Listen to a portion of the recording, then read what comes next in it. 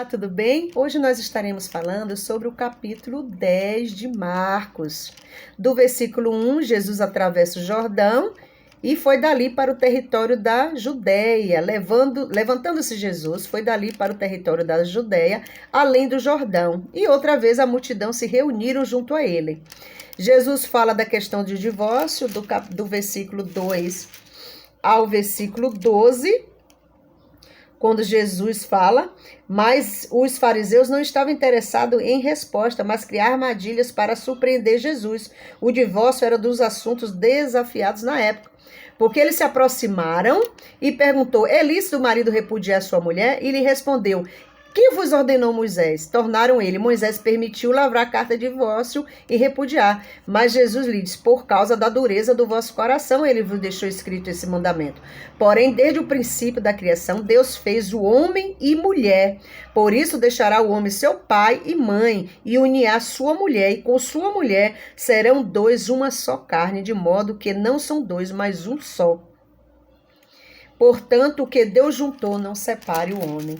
Do versículo 13 ao versículo 16, Jesus abençoou as crianças. Então lhe trouxeram algumas crianças para que as tocassem, mas os discípulos os repreendiam. Jesus, porém, vendo isto, indignou-se e disse: deixai vir a mim os pequeninos.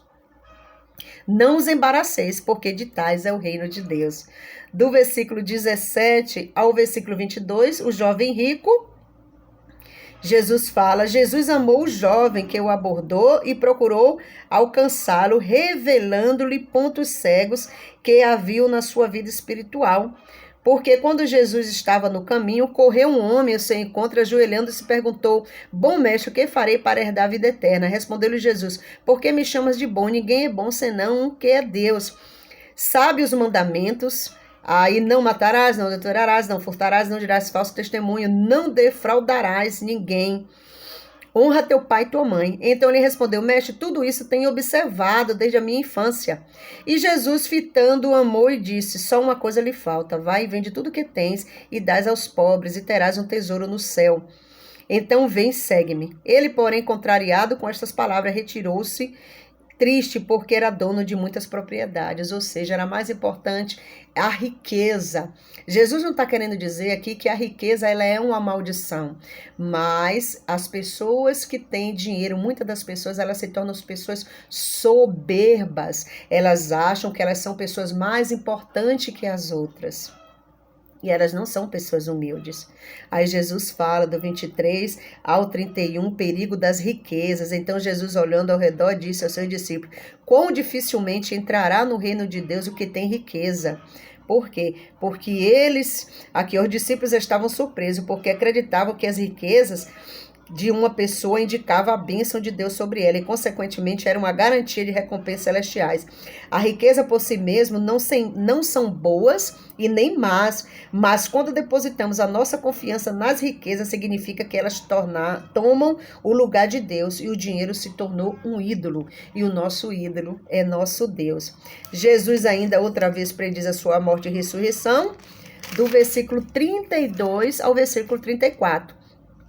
No versículo 35 ao versículo 45, que está lá em Mateus 20, Tiago e João pedem para cada um sentar uma à direita, outra à esquerda de Jesus, e Jesus fala: poderás comer do pão que eu comereis, bebereis do cálice que bebereis? Aí eles falam: sim, Senhor. Aí Jesus fala: certamente bebereis. Enquanto assentar do meu lado, a minha esquerda e a minha direita, depende de mim, mas de Deus. E aí a cura do cego em Jericó, do versículo 46 e 52, finalizando o capítulo 10 de Marcos. Aí é a história de Bartimeu, quando ele clama. Bartimeu, cego e mendigo, filho de Timeu, estava assentado à beira do caminho, e ouvindo que era Jesus o Nazareno, pôs a clamar: Jesus, filho de Davi, tem compaixão de mim. Essa história, eu amo essa história.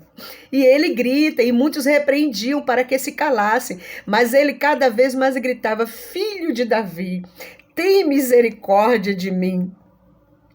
e chamai-o, que chamaram. Aí Jesus fala, chamai-o, e chamaram.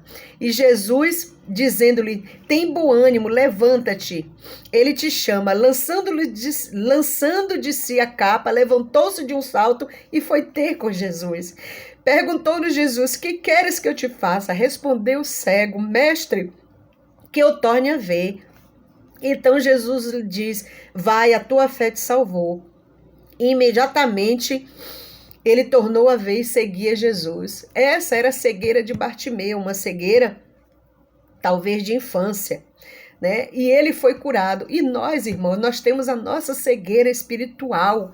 Quando nós não lemos a palavra, quando nós não buscamos o evangelho vivo do Senhor, é preciso que leiamos a Bíblia, é preciso que leiamos a Bíblia dia e noite para que o Espírito Santo fale conosco e tire dos nossos olhos a venda, para que possamos enxergar o quanto Jesus nos ama, o quanto Jesus quer nos curar e nos abençoar.